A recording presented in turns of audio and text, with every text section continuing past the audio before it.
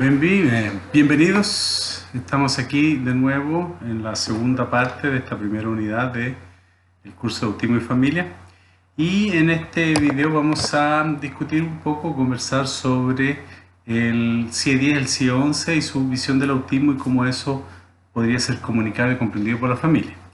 Entonces, en relación al CIE-10, que estaba vigente hasta más o menos mayo de este año, de 2019, lo que hacía el CIE-10 era unificar varios trastornos, incluyendo el síndrome de Rett, el trastorno desintegrativo, el síndrome de Asperger, ¿cierto? Dentro de de una misma clasificación. El síndrome de Rett ya se está retirando tanto el DSM-5 como el del CIE-10 y el CIE-11, porque es un trastorno ya con una clara causa genética determinada, una prevalencia más femenina, en niñas, digamos, y con un pronóstico más bien de tipo desintegrativo, degenerativo, ¿no? Entonces, otra cosa importante es que se consideraba los trastornos del global desarrollo como un grupo de trastornos también caracterizado por alteraciones cualitativas de la interacción social recíproca y de las formas de la comunicación y por un repertorio restricto, restringido y estereotipado de intereses y actividades. En la siguiente diapositiva, la número 12, vemos que también los signos tenían que presentarse fundamentalmente en la primera infancia y, según el CIE-10, solo en raras ocasiones aparecían después de los 5 años, pero ahora sabemos que existe una gran cantidad de personas con TEA leve y que eso aparece fundamentalmente después de los 7 años. Hay casos que se diagnostican después de los 50, incluso tenemos casos como el actor Anthony Hopkins, que recibió su diagnóstico de autismo con 50 años.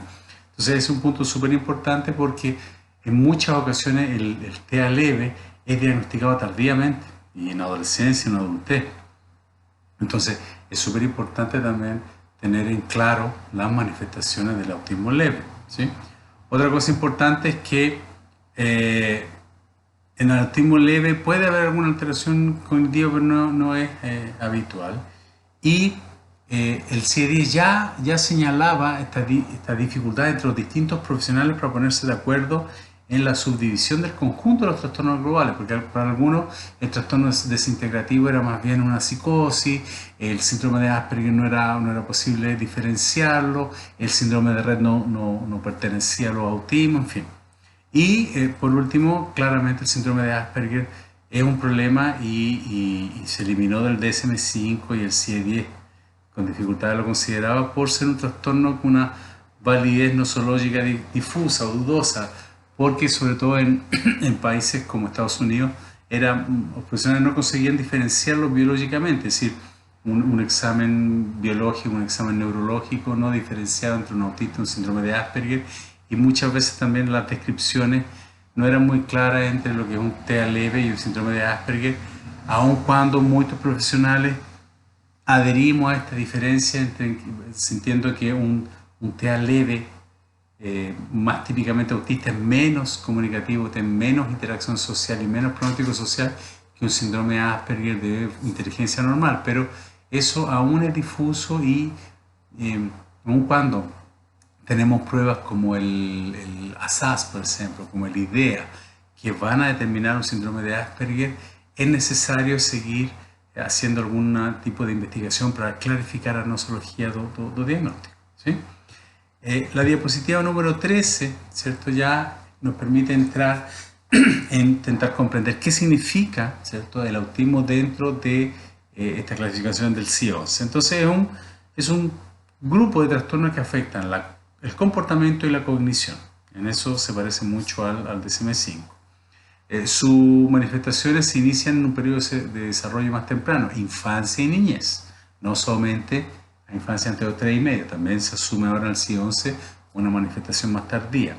Pueden causar dificultades en la adquisición o en la ejecución de funciones intelectuales, motrices, de lenguaje y socialización. Es decir, a veces los niños con un autismo más secundario, más sindromático, con más comorbilidades neurológicas, en fin, van a tener problemas intelectuales. Otras veces, por ejemplo, en el caso de niños con TEA leve, considerados antiguamente como Asperger, son más un poco más el que llaman, tienen eso que se llama en inglés clumsiness, son más torpes, son menos hábiles, coordinados motoramente, no saben practicar deporte, en fin. Pero tenemos otros autistas que son excelentes deportistas.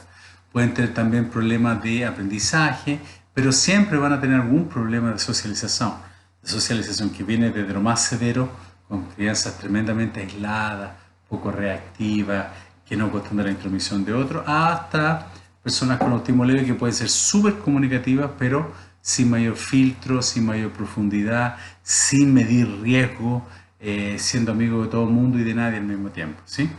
Y por otra parte, la etiología es bastante compleja y desconocida en la mayoría de los casos, aun cuando ahora tenemos más de, vamos como en las 600 alteraciones genéticas descritas. En general, muchas veces no vamos a saber cuál es la causa del autismo. En mi práctica profesional, en estos 37 años, yo podría decir que tengo muchos casos, sí, que están absolutamente asociados a problemas genéticos, a lesiones cerebrales, pero una gran cantidad, los exámenes metabólicos, la tomografía, sale normal. Lo que generalmente sale alterado va a ser un VERA, un examen auditivo del nervio auditivo, o en crianza o en niños con TEA leve, el procesamiento auditivo central, pero aún así no es un hecho biológico o un fenotipo biológico totalmente claro.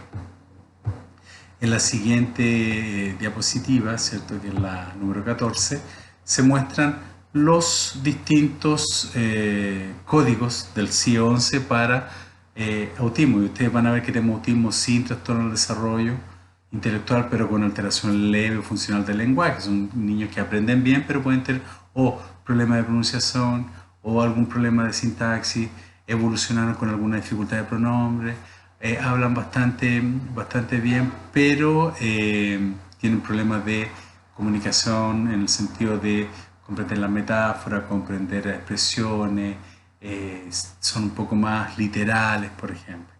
Después el 2.1, que tiene trastorno del espectro autista con trastorno del desarrollo intelectual con leve o sin alteración del lenguaje, que son niños que tienen dificultad de aprendizaje, tienen algún menor rendimiento cognitivo, pero que hablan, conversan, en fin. Y eso que es muy difícil para muchas familias o muy difícil para la escuela, comprender que esos niños tienen autismo porque hablan, se comunican, tienen algún grado de socialización y consiguen aprender a leer, consiguen aprender a escribir, dibujan. Entonces, muchas veces esos niños son considerados como malcriados, como groseros, como oposicionistas, y no entienden que muchas veces esa dificultad de seguir reglas, de no aceptar perder, de no socializar adecuadamente, de parecer desafiante, porque no comprenden o elemento social, no comprenden el impacto social de su comportamiento. Entonces es súper importante seguir también transmitiendo no solo a la familia, sino que al mundo escolar esta presencia del autismo del TEA leve, que son sujetos muy comunicativos, pero con alguna particularidad en la interacción. Después tenemos en el 2.2 el autismo sin trastorno del desarrollo intelectual, pero con alteración funcional del lenguaje, que son niños que pueden debutar, por ejemplo, con un atraso del habla o con algún problema sintáctico y semántico, y que después, en la medida que va mejorando o que va siendo evidente, además es el problema de intereses restringidos, de algún comportamiento estereotipado, de alguna dificultad de interacción. En el 2.3 vamos a tener autismo con trastorno del lenguaje, con trastorno intelectual y con alteración funcional del lenguaje, que ya son los trastornos más moderados a severos, de acuerdo al DSM-5. En el 2.4 tenemos trastorno intelectual y ausencia de lenguaje funcional, que ya son los que consideramos autistas no verbales y con compromiso más grave. Y los otros son otros trastornos del espectro autista y trastornos del desarrollo no especificado, que son estos sujetos que pueden tener también muchas comorbilidades, déficit de atención, problemas de lenguaje, problemas motores, apraxia del habla con trastorno del lenguaje, y que es más difícil precisar si solamente existe un componente autista, porque además hay una serie de otras comorbilidades, ¿sí? Ahora, en el CIE-11 es súper importante entender que hay algunos requisitos que la clasificación coloca al momento de hacer el diagnóstico. Primero, que tiene que ser un déficit persistente en la habilidad para iniciar o mantener relaciones de interacción social y de comunicación recíproca, y una diversidad de patrones de comportamiento e intereses restrictos, repetitivos e inflexibles. Entonces, En autismo más severo es más fácil colocar eso, pero la familia percibe que el niño no se comunica bien, que no se comunica bien en todos los ambientes, o que tiene estas estereotipías, o que tiene un juego muy repetido. En niños que hablan y conversan, muchas veces la familia no ve que el niño ve siempre el mismo video, habla siempre del mismo tema, tiene solamente un amigo, solo consigue jugar con un niño por vez, no es capaz de seguir la regla en un juego como el fútbol, por ejemplo, como el vóley, es una crianza que se aísla, no sabe trabajar en grupo. Entonces es súper importante que las personas comprendan que el problema del autismo no siempre afecta la parte de inteligencia, son crianzas que pueden dibujar, aprender a leer, en fin, hacer muchas cosas, pero que el inicio de la interacción, la capacidad de mantener un relacionamiento social, la capacidad de ser amigos, de comprender a reglas de la convivencia social son las que son difíciles para él. Otro aspecto importante es que siempre el inicio del autismo es típicamente la infancia temprana, entonces, aun cuando el diagnóstico sea tardío, adolescencia, adultez, siempre ese sujeto, ese niño, esa niña fue diferente. O era más bravo, era muy sincero, o no medía sus comentarios, o no medía crítica, o no sabía trabajar en grupo. Entonces cuando se hace el histórico, cuando se hace una anamnesis profunda, se ve que el sujeto siempre desde muy temprano tenía su temperamento, por ejemplo, o era bastante rígido, en fin. Ahora, ese cuadro o sea, otra cosa importante en ese punto es que el cuadro de autismo es lo suficientemente severo para causar una disfunción en el funcionamiento personal. El sujeto tiene dificultad en algún momento, o siempre, o en algún momento. Muchas personas con autismo leve comienzan a tener problemas hacia los 7, 8, 9 años, cuando mudan o cuando cambian muchas profesoras, o cuando el resto de los niños maduró un poco más socialmente, son más bandidos, ¿no? Tienen más esa malicia y ellos no consiguen. También va a tener un problema familiar, siempre una crianza con autismo es un estrés familiar, que es lo que vamos a ver en este curso, es una causa de sufrimiento familiar, de preocupación, tiene algunas dificultades para convivir con él. Va a tener un problema social porque no es comprendido por el grupo, no es comprendido por el barrio, son crianzas que te hacen un berrinche en un supermercado, en fin. Problema educativo porque no siempre los profesores o identifican o no siempre saben cómo adaptarse con ellos. Y ocupacional porque vamos a tener, por ejemplo, personas con autismo leve que tienen dificultad para inserir o ser incluidos o en la universidad o en los trabajos, ¿sí? Ahora, y ese funcionamiento tiene que ser, de alguna forma, o estar afectado en distintos ambientes, ¿cierto?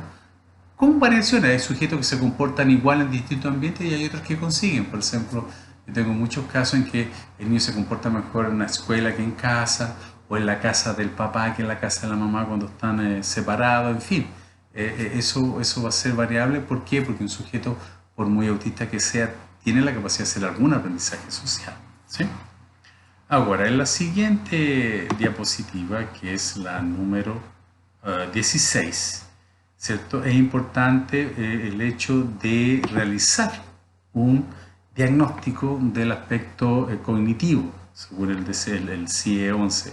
Y eso es un poco difícil, ¿por qué? Porque autistas moderados y severos tienen que ser más evaluados por contexto, por apreciación clínica, por producciones y de forma no verbal. Por otra parte, autistas verbales y autistas leves a veces van a salir bajo en la evaluación intelectual por el estilo de evaluación, porque no les interesó el tema, porque no hicieron un buen contacto o rapport con la persona que lo evaluaba, porque no era ODIA. Entonces es súper importante también entender que la evaluación intelectual no puede ser rígida, tiene que ser una evaluación más bien dinámica, es decir, una evaluación de procesos, sino tú no vas a tener acceso a una visión más completa del desarrollo intelectual de ese sujeto, ¿sí? Entonces el desempeño intelectual tiene que estar bajo 2 desviaciones estándar de la media, test estandarizado, pero ¿cuál es el problema? Si no tenemos estos tests, tiene que basarse en el juicio clínico. El problema es que no tenemos, aun cuando se hacen el VIX, el Vineland, el TONI, en fin, la situación de evaluación no siempre es la adecuada. Por ejemplo, tenemos niños y niñas con mutismo selectivo. ¿Cómo hace una evaluación? Tenemos niños con este problema de coherencia central débil, entonces a veces se focalizan en un objeto, no comprenden bien la intención de la pregunta, si tienen problema de lenguaje también, entonces hay toda un movimiento en algunos profesionales en el mundo anglosajón, en Europa, de evaluar más bien a nivel no verbal. Por ejemplo, en España se hizo una investigación y se vio que autistas no escolarizados, adultos, tenían una inteligencia no verbal bastante normal encima de la norma. Entonces, y es importante evaluar el aspecto no verbal porque muchas veces ese va a ser el tipo de estímulo y ese va a ser el tipo de tarea y ese va a ser el tipo de trabajo que más que más va a beneficiar al sujeto y que más nos va a permitir ingresar al mundo de ese sujeto.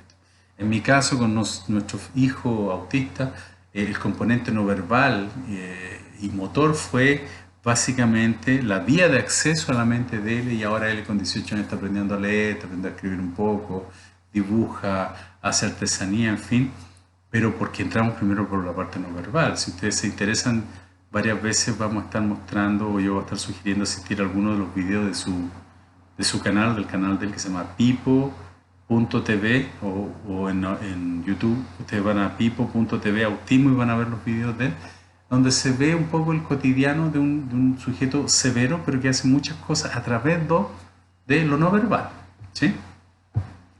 En la siguiente diapositiva, que es la número 17, se ve también que el diagnóstico, hay que hacer un diagnóstico y una descripción del desarrollo y funcionalidad del lenguaje. Aquí tenemos pruebas, protocolos, ciertas escalas, tanto para el lenguaje verbal como no verbal. Entonces tenemos que evaluar los distintos niveles de lenguaje, fonético, fonológico, sintáctico, morfosintáctico, semático y sobre todo pragmático. ¿Por qué?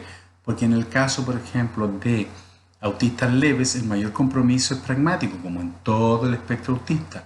Es la interacción, aspectos como alternancia de los turnos, alternancia de los roles, diversidad de roles, reparación de quiebre, forma de colocar el tópico, mantención del tópico, etc. Es decir, muchas veces la terapia y la evaluación se centra en habilidades específicas del lenguaje, en lo que el sujeto tiene que hacer y no en cómo él comparte y cómo él comprende eso dentro de la interacción social. Entonces la evaluación del lenguaje siempre tiene que de alguna forma incorporar el aspecto comunicativo.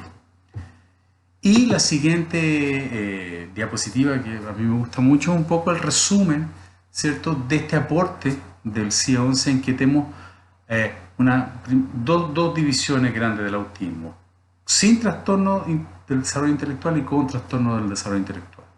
Y en el área de sin trastorno del desarrollo intelectual, con leve alteración o sin alteración del lenguaje funcional, que son estos autistas que pasan incluso inadvertidos, porque un autismo leve y súper funcional y que comienza de repente con depresión en la adolescencia o la adultez porque no se sabe relacionar. Y tenemos el autismo sin trastorno intelectual con alteración del lenguaje funcional. Entonces, esos dos primeros podrían caer en lo que es el autismo leve del DSM-5.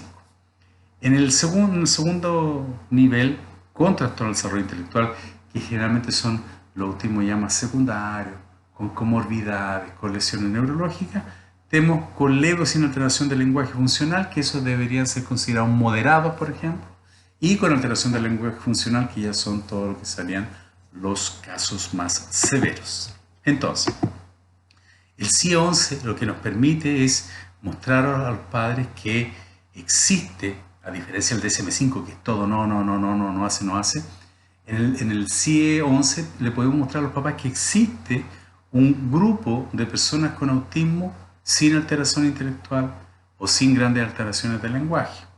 Entonces, eso de alguna forma permite suponer que en un futuro cercano, espero, vamos a tener descripciones más positivas. Entonces, ¿cuál es el problema? Cuando vamos a hacer un diagnóstico, en términos netamente burocráticos para sistemas de salud, sistemas educativos, vamos a usar el DSM-5 y el CIE 11, pero al momento de comunicar a los papás, intentar también hacer esta especie de balance, ¿no?, entre estas son las cosas que su hijo no hace o su hija no hace y estas son las cosas buenas que le tiene. Porque el autismo tiene, como nosotros colocamos en nuestro segundo libro de intervención en autismo, que ya va a salir por la editorial EOS para toda América Latina, Colocamos que el autismo tiene luces y tiene oscuridad. A mayoría de las formas, aquí hay, y está de todo. Hay personas que ven el autismo como un poco menos que un regalo del cielo y otros que ven como una maldición. Entonces, no todo lo del autismo es oscuro y no todo lo del autismo es luminoso. Entonces, es súper importante al momento de dar el diagnóstico, de mostrar la evaluación, hacer esta especie de muestra de tanto las cosas que el sujeto no sabe hacer como las cosas que el sujeto sabe hacer. Además, una cosa importante es siempre explicar a la familia que un sujeto puede moverse entre los distintos niveles de autismo, según el DSM-5, por ejemplo. Hay sujetos que pueden ir del severo a moderado leve, a mí ya me aconteció, y que ser un severo no significa ser un inútil, que es lo que nosotros intentamos mostrar en el canal pipo.tv, que es un sujeto autista severo no es necesariamente un sujeto inútil y que puede hacer muchas cosas. Ser severo significa que tú precisas de mucho apoyo para hacer muchas cosas, pero que tú puedes hacer muchas cosas. Y eso es súper importante. La última diapositiva es una especie de autoevaluación para los participantes y es un desafío para ustedes. Primero, piense cómo usted definiría los trastornos del espectro autista de forma clara para la familia. Por ejemplo, defínalo en 5 minutos o en 3 párrafos. Anota, firma. De repente compartan entre las personas del curso, ¿sí? Manden para nosotros. Sintetice los 10 aspectos más importantes, ¿cierto?, de la conceptualización del autismo según el DSM-5 y la conceptualización del autismo según el CIE-10. Ahora, responda para usted o para otras personas por qué el autismo no significa solamente deficiencias. Y por último, ¿cuáles podrían ser las dificultades? Comencemos a pensar. ¿Cuáles podrían ser las principales dificultades de la familia al momento de comprender el diagnóstico del autismo de acuerdo a lo que el CIE-10 y el DSM-5 abordan? ¿Sí? Entonces, con esas preguntas los dejo invitados para nuestra próxima unidad. Hasta entonces.